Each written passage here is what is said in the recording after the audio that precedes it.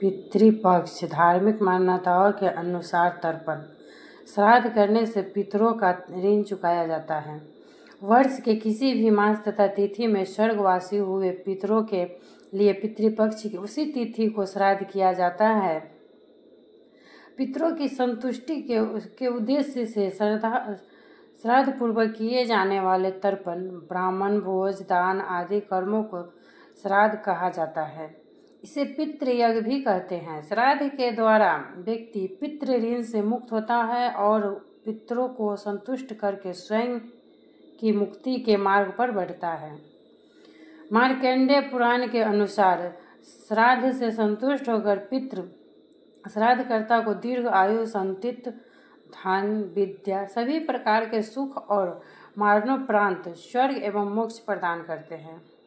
हिंदू पंचांग के अनुसार पितृपक्ष की शुरुआत हर साल अश्विन मास के कृष्ण पक्ष में होता है।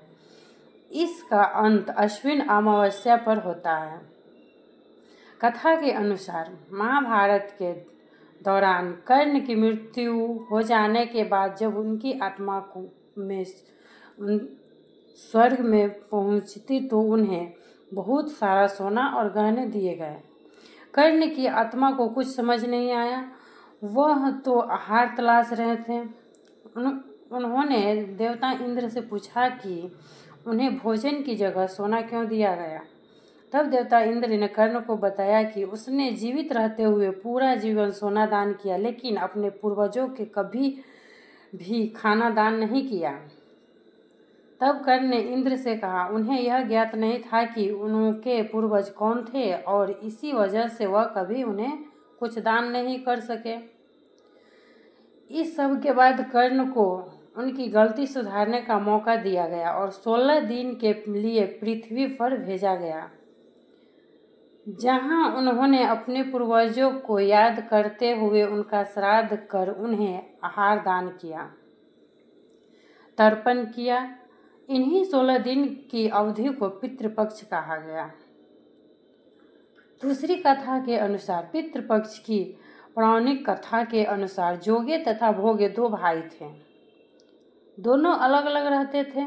जोगे धनी था और भोगे निर्धन। दोनों में परस्पर बड़ा प्रेम था। जोगे की पत्नी को धन का अभिमान था, किंतु भोगे की पत्नी बड़ी सरल हृदय थी। पितृपक्ष आने पर जोगे की पत्नी ने उसे पितरों का श्राद्ध करने के लिए कहा तो जोगे इसे व्यर्थ का कार्य समझकर टालने की चेष्टा करने लगा,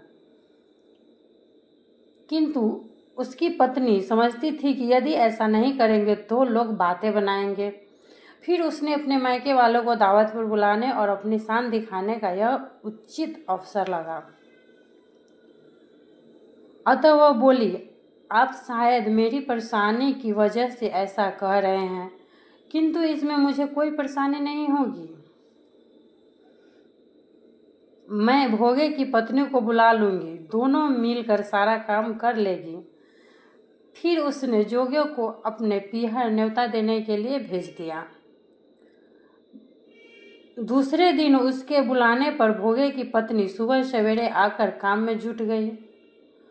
उसने रसोई तैयार की, अनेक पकवान बनाए, फिर सभी काम निपटाकर अपने घर आ गई।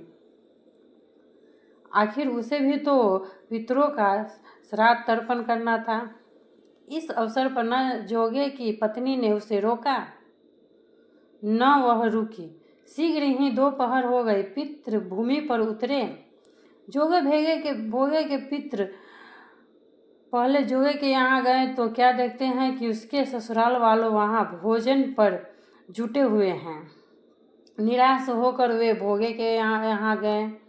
वहाँ गया था, मात्र पितरों के नाम पर अगियारी दे दी गई थी। पितरों ने उसकी राख चाटी और भूखे ही नदी तट पर जा पहुँचे। थोड़ी देर में सारे पितर इकट्ठे हो गए और अपने अपने यहाँ के श्राद्धों की बढ़ाई करने लगे। जोगे भोगे के पितरों ने भी अपनी आवृत्ति सुनाई। फिर वे सोचने लगे, अगर भोगे समर्थ होता तो शायद उन्हें भूखा न रखना पड़ता, मगर भोगे के घर में तो 2 जुट की रोटी भी खाने को नहीं थी। यह सब सोच उन्हें भोगे पर दया आ गई। अचानक वे नाच कर गाने लगे, भोगे के घर धन हो जाए, भोगे के घर धन हो जाए। सांझ होने को हुई। भोगे के बच्चों को कुछ भी खाने को नहीं मिला था। उन्हें माँ से कहा भूख लगी है। तब उन्हें टालने की गरज से भोगे की पत्नी ने कहा, जाओ, आंगन में अनहौदी रखी है, उसे जाकर खोल लो और जो कुछ मिले बांट कर खा लेना। बच्चों वहाँ पहुँचे तो क्या देखते हैं कि हौदी मोहरे से भरी पड़ी है।